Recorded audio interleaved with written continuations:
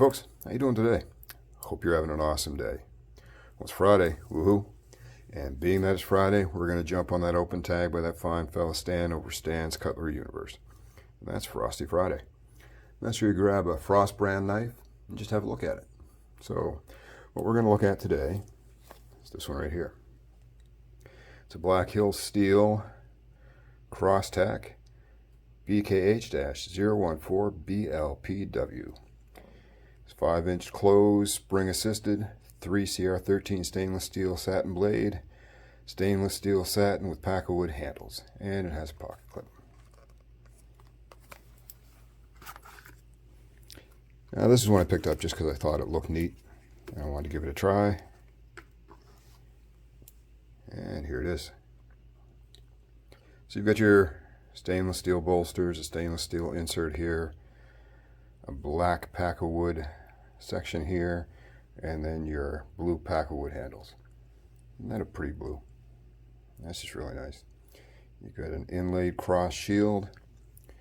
You have pins holding your wood covers down, and then T6s holding your frame together. You've got a lanyard hole. Right hand tip down pocket clip with some exposed screws, which is unfortunate. Decent retention on the spring. It's certainly not going to be hard on your pocket. Now, the screws are already going to be an issue, so those could be hard on your pocket. If you can get it down all the way, you've got maybe 1/3 of an inch exposed, so technically it's deep carry.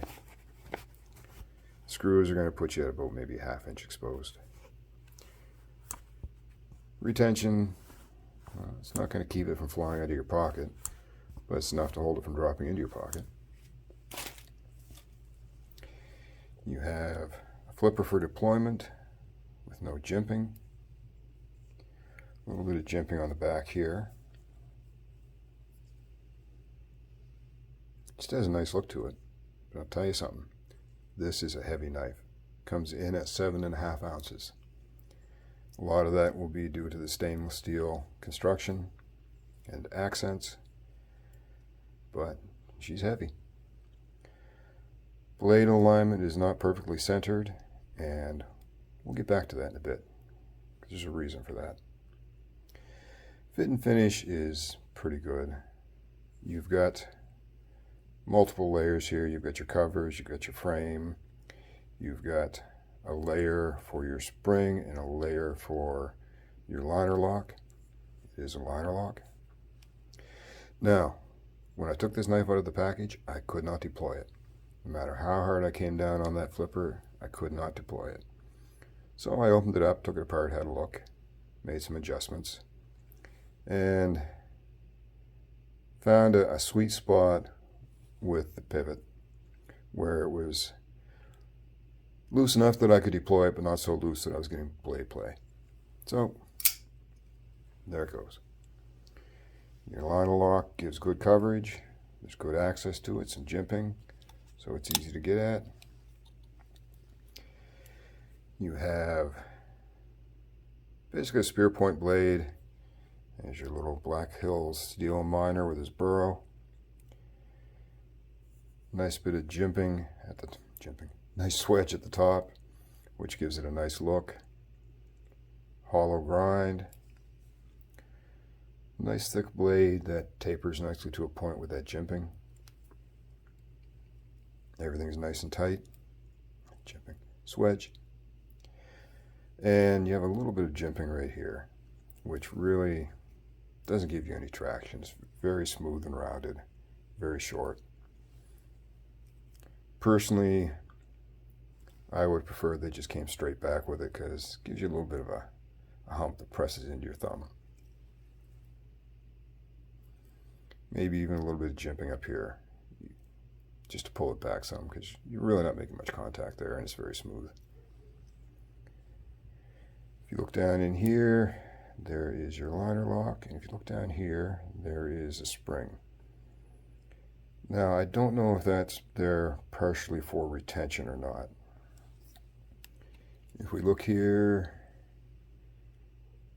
You see right in there, there is the divot for your detent ball. You can see your detent ball, a little shiny bit right down in there. Your spring assisting kicks in right out there, so just past 45.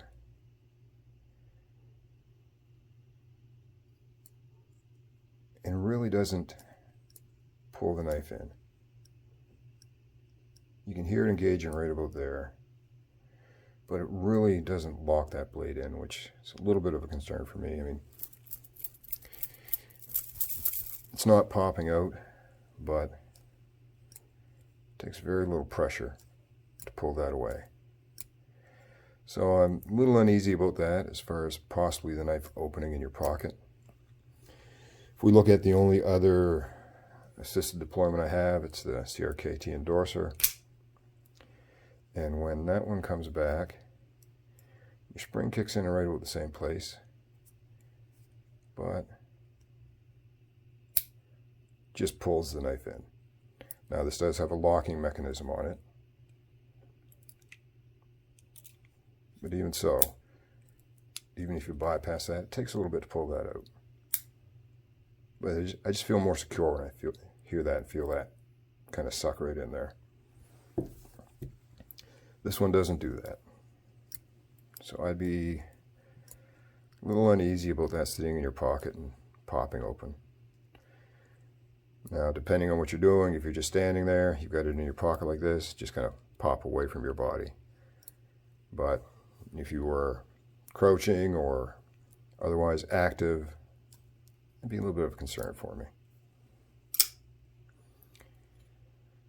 If you look right there, you'll see a little scratch on the blade.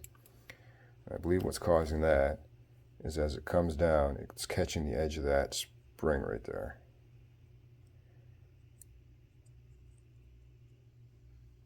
I assume that spring pops over for retention on the blade because it's what's not allowing the blade to center. And no matter how much I adjust the pivot, if I loosen the pivot, it actually pushes the blade farther to the side with the clip. So that's that spring pushing against that blade. So I'm guessing that's part of the retention process. I would have preferred a stronger detent ball. But it's a good looking knife. It feels really nice in the hand. It fills the hand nicely. It's very comfortable. You got a little your choil there, finger choil there, and everything contours nice to grab around on. Clip, don't even notice it. Squeezing, I don't feel the clip.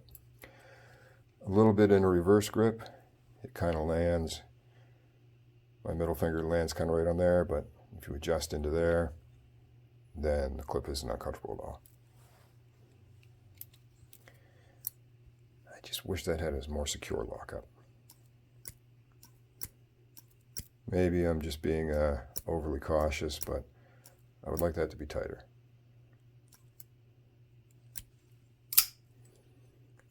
But deploys nice. Little jimping on that flipper tab would have been nice. But I can put that in myself if I want to. But overall, not a bad knife. It's heavy. If you don't like a heavy knife in your pocket, this one isn't the one for you. But if you like a knife that fills your hand up really well, then maybe it is. The knife came decently sharp. I did tune it up a little bit because there was a really bad burr right in around here.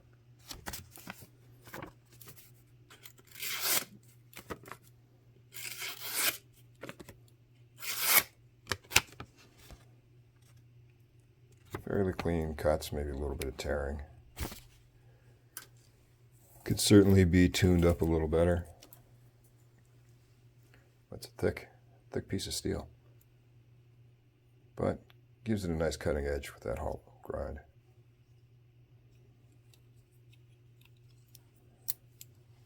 So there we have it, my entry for Frosty Friday. I think I picked this one up from Blaze Canada I think it was around $25, $30, somewhere in that range. Good looking knife. I do love the look of that dyed pakkawood.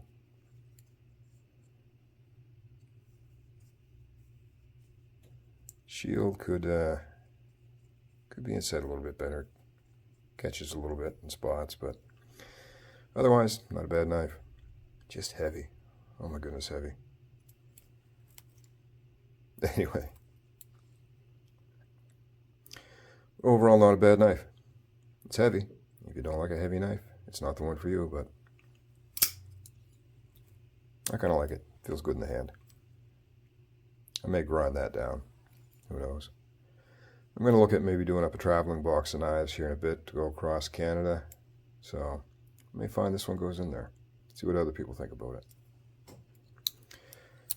But that is my entry for Frosty Friday. I hope you enjoyed. I hope you're heading into an awesome weekend. I hope you got plans with some folks you enjoy spending time with, or some plans to do some stuff by yourself. Never hurts to be your own best friend sometimes. But whatever you do, think about spending some time in the woods. It's a great place to relax and just kind of let the week's stresses all melt away. Give yourself a little reset. And if you do, take a knife with you. Might just come in handy. Y'all take care.